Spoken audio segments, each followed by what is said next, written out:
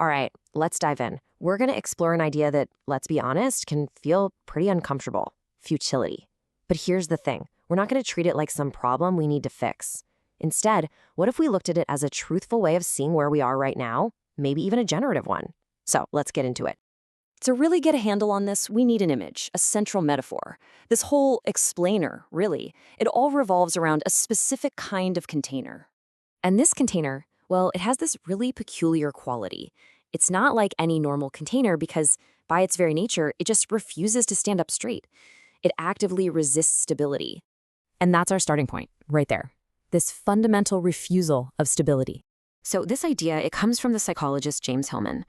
I want you to really picture this: a vessel, a container with a completely rounded bottom.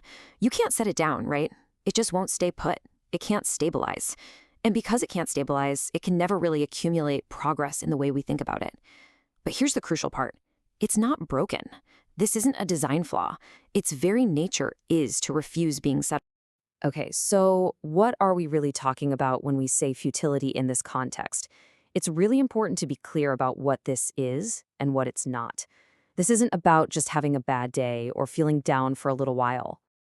A good way to see the difference is to compare it to something like the alchemical idea of Nigredo. Nigredo is like a dark night of the soul, a temporary stage that implies you're going to come out the other side transformed.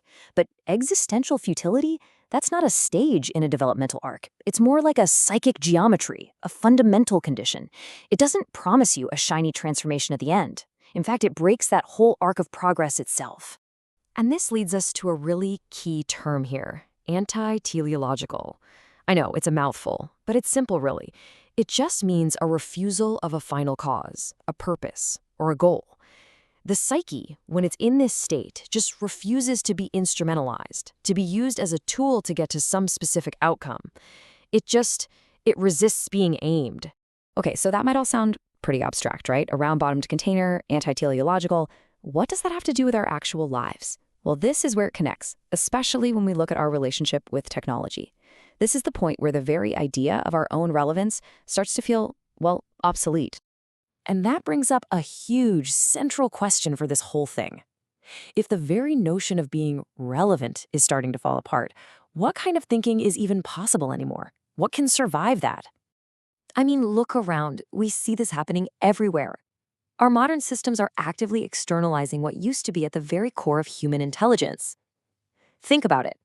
AI is getting involved in governance, cognition itself is being automated, and then you've got the mind-bending power of quantum computing on the horizon.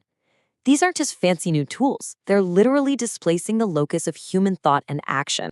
And this displacement, it doesn't always shout. It's often a quiet, but really corrosive question that starts to bubble up inside us. If so much of our thinking, our creating, our problem-solving can just be offloaded to machines, then what's left? What is left that is intrinsically, fundamentally human? And this isn't just some late-night philosophical question. It has very real, tangible effects. Get this. Some studies show that as many as 68% of the population feel like they have no real agency in their lives. And again, this isn't a failure of motivation on their part. It's not like people are just getting lazy. No, this is a diagnosis of our situation. People feel powerless because the actual criteria for what counts as agency have shifted so dramatically that they no longer match up with a normal human-scale life. So how on earth did we get here? How did agency get redefined into something that feels so completely out of reach for most of us? Well, the shift was subtle, but it was total. First, agency stopped being about just acting. It became about having a massive, scalable impact. Then, meaning got chained to measurable outcomes. Your participation in society, that became instrumental. It had to be for something. And finally, any action that was considered worthwhile had to count within this new gigantic system. And the consequence of all this is, it's devastatingly simple, really. Once you define agency using these impossible, inhuman metrics, most of what we actually do as human beings, caring for a loved one, having a quiet moment of reflection, creating something small just for yourself, all of that is automatically disqualified. It just doesn't register. It doesn't matter. So this collapse of relevance, this redefinition of agency, it leads to a specific condition. And we're going to call it unwitnessed causality. So what is that? What is unwitnessed causality? It's that feeling when your actions, they occur, they matter deeply inwardly to you, but they are no longer validated, confirmed, or even seen as legitimate by the big external systems. Now, this is super important. Agency hasn't disappeared. It's not gone. It has just changed its nature. It's become non-instrumental. It's not for achieving some big outcome. It's non-scalable. You can't make it go viral. It's socially illegible, meaning the system literally can't read it. And it's non-transferable. You can't turn it into social or financial capital. And this brings us right back to that round-bottomed container we started with. See, accepting this futility, it doesn't magically give us back our old heroic sense of agency. It does something way more radical.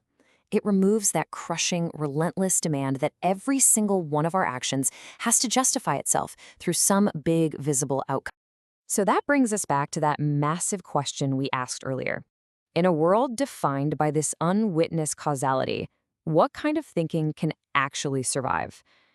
It's probably not strategic, goal-oriented thinking. It's probably not our usual brand of problem solving. The kind of thinking that survives this, it's thinking that does not ask for permission from consequence. It's a way of being and thinking that doesn't need to aim to matter. It doesn't have to promise an effect on the world. So you might have noticed we're not ending with a solution here. There's no 5-step plan, no promise of re-enchantment, because the goal of this explainer was never about consolation. It was simply to provide a name, a clear map of the terrain that I think so many of us are already navigating. Not hope, just clarity.